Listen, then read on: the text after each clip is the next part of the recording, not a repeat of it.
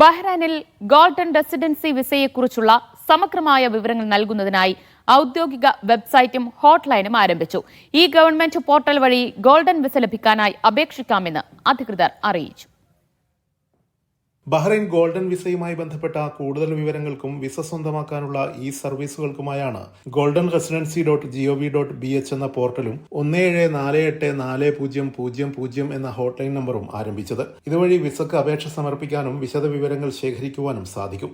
വിദേശ നിക്ഷേപം വർദ്ധിപ്പിക്കുവാനും രാജ്യത്തേക്ക് പ്രതിഭകളെ ആകർഷിക്കാനും ലക്ഷ്യമിട്ട് 2022 മുതലാണ് ബഹ്റൈൻ 10 വർഷത്തെ ഗോൾഡൻ വിസ നൽകി തുടങ്ങിയത്. 2024 വരെയുള്ള കണക്കുകൾ അനുസരിച്ച് 10,000 ഗോൾഡൻ വിസകൾ ഇഷ്യൂ ചെയ്തിട്ടുണ്ട്. 2000 ബഹ്റൈൻ ദിനാറിന് മുകളിൽ ശമ്പളത്തോടെ 5 വർഷമായി ബഹ്റൈനിൽ താമസിച്ചിരുന്നവർക്കും വിരമിച്ചവർക്കുമാണ് യോഗ്യത. മറ്റു വിഭാഗങ്ങളിൽ റിയൽ എസ്റ്റേറ്റ് ഉടമകൾ, മികച്ച കായിക താരങ്ങൾ, കലാകാരന്മാർ തുടങ്ങി കഴിവുള്ള വ്യക്തികളും പ്രതിഭകളും ഉൾപ്പെടുന്നു. യോഗ്യതാ മാനദണ്ഡങ്ങൾ പാലിക്കുന്നവർക്ക് ഗോൾഡൻ റെസിഡൻസി വിസ പുതുക്കി നൽകും. ഈ വിസ ലഭിക്കുന്നവർക്ക് സദാസമയവും ബഹ്റൈനിൽ നിന്ന് പുറത്തു പോകാനും പ്രവേശിക്കുവാനും സാധിക്കും. കൂടാതെ ആശ്രിതരെ സ്പോൺസർ ചെയ്യാനും കഴിയും. ബഹ്റൈനിലെ ആദ്യ golden visa Lulu group chairman MA Yusuf അലിക്കാണ് നൽകിയത്. 2022 മുതലാണ് രാജ്യത്തേക്ക് ഗോൾഡൻ വിസ അനുവദിച്ചു തുടങ്ങിയത്.